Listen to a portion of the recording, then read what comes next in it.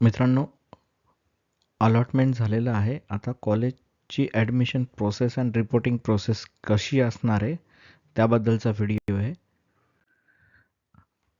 Allotment display झालेलं आहे. आता ॲडमिशनसाठी तुम्हाला लॉग इन करून अलॉटमेंट लेटर डाउनलोड करायचं आहे. त्या अगोदर सेल्फ व्हेरिफिकेशन करायचं आहे आणि त्यानंतर जो टाईम फ्रेम दिलेला आहे त्या टाईम फ्रेममध्ये तुम्हाला जाऊन ॲडमिशन घ्यायचं आहे.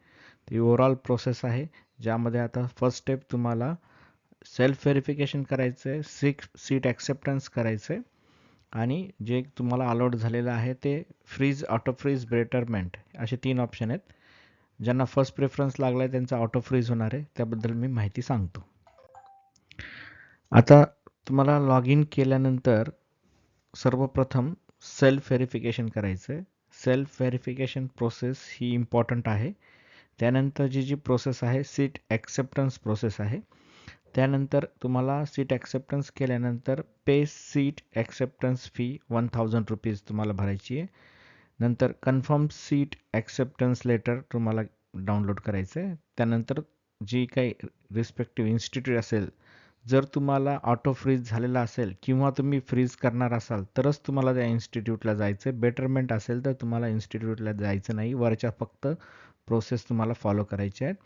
बेटरमेंट असेल तर इन्स्टिट्यूटला जायची गरज नाही आहे. ओके, तर ह्या सर्व स्टेप्स तुम्हाला फॉलो करायच्या आहे. जर तुम्हाला BBA आणि BCAचे दोन्ही सीट अलॉट झाले असतील तर तुम्हाला ठरवायचं आहे की कोणतं सीट ॲक्सेप्ट करायचं आहे. सेल्फ व्हेरिफिकेशन म्हणजे काय असतं? सेल्फ व्हेरिफिकेशन म्हणजे जे तुम्ही माहिती भरलेली आहे ती तुम्हाला कन्फर्म करायची असते. तुमचं जेंडर बरोबर आहे का? कॅन्डिडेटचे टाईप बरोबर आहे का? कॅटेगरी बरोबर आहे का? EWS बरोबर आहे का? PWD बरोबर आहे का? जे काही तुम्ही फॉर्म भरताना जे काही डिटेल्स भरलेत ते तुम्हाला चेक करायचं आहे. त्याला सेल्फ व्हेरिफिकेशन म्हणतात.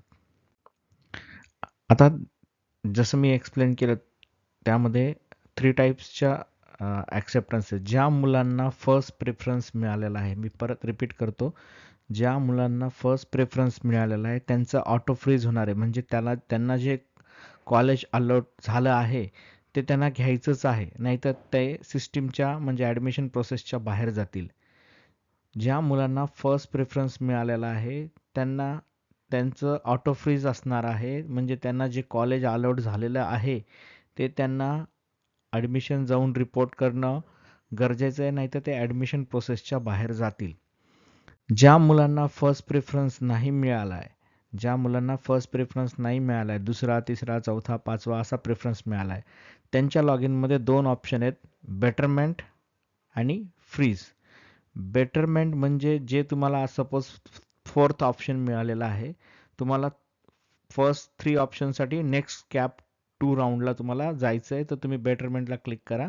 आणि जर तुम्हाला वाटत असेल की तुम्हाला जे 3rd 4th ऑप्शन जे मिळालेलं आहे ते तुम्हाला ओके, तुम्हाला बेटरमेंट नाही करायची, तर तुम्हाला फ्रीज करायचं आहे. परत रिपीट करतो, ज्या मुलांना फर्स्ट प्रेफरन्स नाही मिळालेला आहे त्यांच्यासाठी 2 ऑप्शन आहेत, बेटरमेंट आणि फ्रीज. बेटरमेंट म्हणजे तुम्हाला 4th ऑप्शन मिळालेलं आहे आणि तुम्हाला वाटते तुम्हाला फर्स्ट, सेकंड, थर्ड हे नेक्स्ट राऊंडमध्ये मिळू शकते, तर तुम्ही बेटरमेंटवर क्लिक करा. आणि ज्यांना वाटते की त्यांना जे सेकंड, थर्ड, फोर्थ मिळालेलं आहे ते ओके, त्यांनी फ्रीज करायचं, पण ते पुढच्या राऊंडला ते अर्ज करू शकणार नाही. हे काही इम्पॉर्टंट इन्स्ट्रक्शन्स आहेत ऑटो फ्रीज कॅन्डिडेटसाठी. If a candidate is allotted a seat as per his first preference, such allotment shall be auto freeze and the candidate shall accept the allotment so made. Such candidate shall not be eligible to participate in the subsequent cap round. Such candidate may scrutinize the document uploaded in online application system himself, and such candidate shall take payment of seat acceptance fee himself in online mode. Thereafter, such candidate shall report to the allotted institute and seek admission to the allotted seat. If such candidate does not do self-scrutiny of the documentation uploaded in the online application system for confirmation of the seat acceptance, then their claim on the allotted seat shall stand forfeited automatically and the seat shall become available for fresh allotment. For such candidate, the allotment so made shall be final allotment. ज्या मुलांना allotted seat जे first प्रेफरन्सच्या व्यतिरिक्त आहे, ज्यांना second, third, fourth preference मिळाला त्यांच्यासाठी सूचना. Candidate who have been allotted seat other than first preference and accepted the seat by self scrutinizing of the document uploaded in online application system for confirmation of the seat acceptance shall be eligible for participation in the subsequent round for betterment.